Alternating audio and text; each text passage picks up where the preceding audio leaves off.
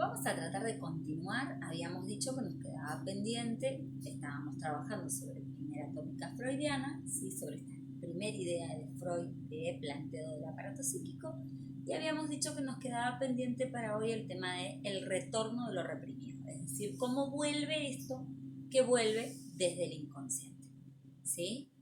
Volvemos a repetir, los tres sistemas que teníamos desde la teoría freudiana tienen que ver con el sistema de la conciencia, ¿sí? Que tenía fundamentalmente el sistema percepción-conciencia, es el sistema que se vincula con la realidad externa, ¿sí? Es la única parte del aparato psíquico que tiene una vinculación directa con la realidad externa.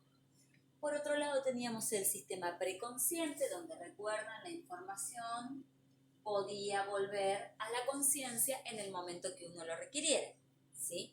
Cosa que no pasaba con el contenido que teníamos en el inconsciente. ¿Cómo es que el contenido llega al inconsciente? A partir de un proceso que se llama represión, ¿sí? Esa represión es un mecanismo psíquico, es un mecanismo defensivo, lo vamos a ver cuando veamos mecanismos defensivos de nuevo. La particularidad que tiene la represión es que es el mecanismo fundante del aparato psíquico, ¿sí? Es el que hace que las cosas que están en el inconsciente se queden ahí reprimidas, mejor dicho, hace que vayan ahí reprimidas, ¿sí? Después el inconsciente se va a, a encargar de forzar esa salida de alguna manera, ¿sí?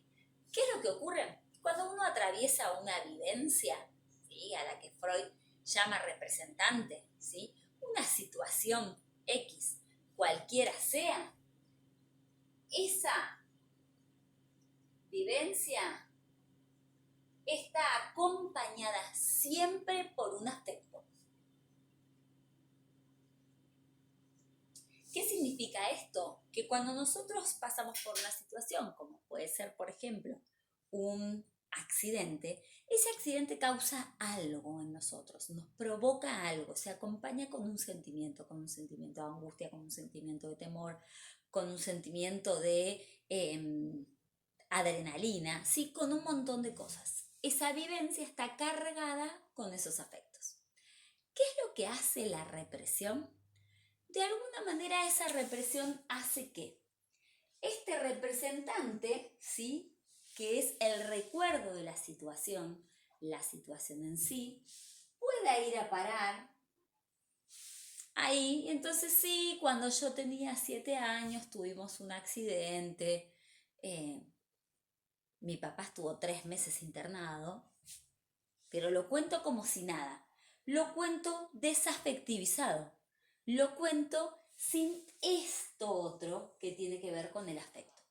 ¿Qué es lo que logra hacer la represión?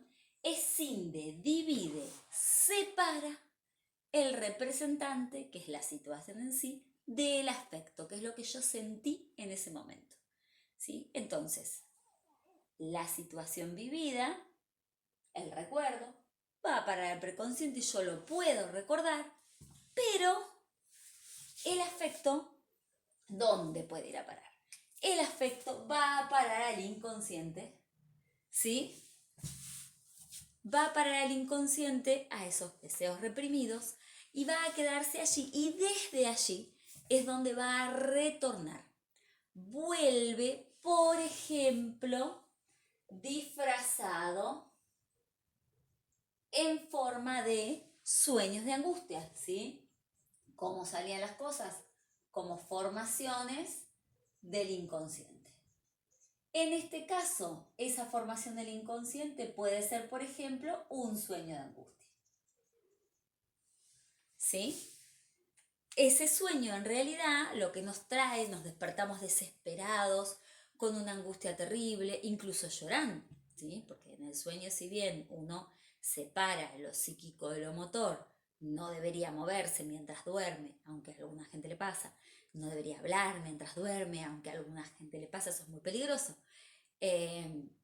Sí tenemos las reacciones fisiológicas, sí, el llanto, la aceleración del ritmo cardíaco, la aceleración del ritmo respiratorio. Sí, de hecho soñamos que estamos corriendo, escapando de alguien, lo más probable es que nos despertemos todos transpirados inspirados y efectivamente con el corazón latiendo muy rápido y la respiración súper acelerada, como si estuviéramos corriendo.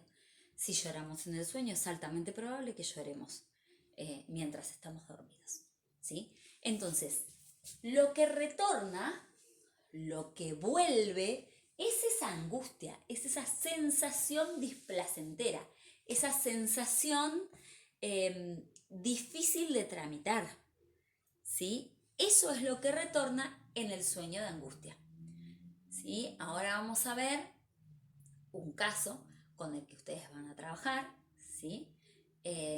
Yo les voy a presentar algunas pautas de trabajo y vamos a ver cómo lo resolvemos, ¿sí?